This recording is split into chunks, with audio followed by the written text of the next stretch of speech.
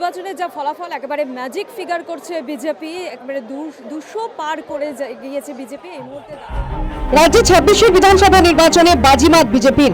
সোমবার ইভিএম খুলতেই রাজ্যের সর্বত্র দাপট পদ্মফুলের। এবার শপথ নেওয়ার পালা।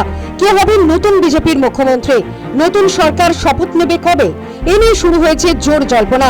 জানা গেছে মঙ্গলবার রাজ্যে আসতে পারেন কেন্দ্রীয় স্বরাষ্ট্রমন্ত্রী অমিত শাহ কিংবা প্রতিরক্ষা মন্ত্রী রাজনাথ সিং। জয়ী প্রার্থীদের সঙ্গে নিউ টাউনের একটি হোটেলে বৈঠক করতে পারেন।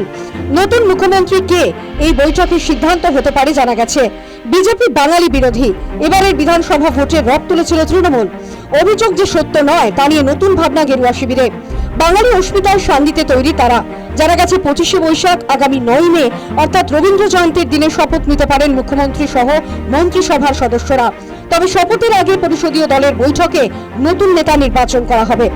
এখন প্রশ্ন, কে হতে পারেন নতুন সরকারের মুখ্যমন্ত্রী? সূত্রের খবর, তালিকায় রয়েছে বেশ কয়েকজনের নাম। নির্বাচনী প্রচারে এসে বাঙালি মুখ্যমন্ত্রী উপহার দেওয়া হবে বলে আশ্বাস দিয়েছিলেন অমিত শাহ। সেক্ষেত্রে শুভেন্দু অধিকারী বেশ কয়েক কদম এগিয়ে আছেন বলে খবর। তবে সবকিছু নির্ভর করছে বিজেপির জয়ী প্রার্থীদের সঙ্গে কেন্দ্রীয় নেতৃত্বের বৈঠকে, আর সেদিকেই তাকিয়ে আম জনতা।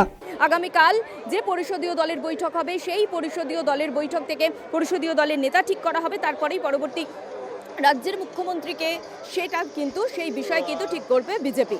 ক্যামেরায় জ্যোতির সঙ্গে স্বপ্না, নিউজ টাইম, কলকাতা।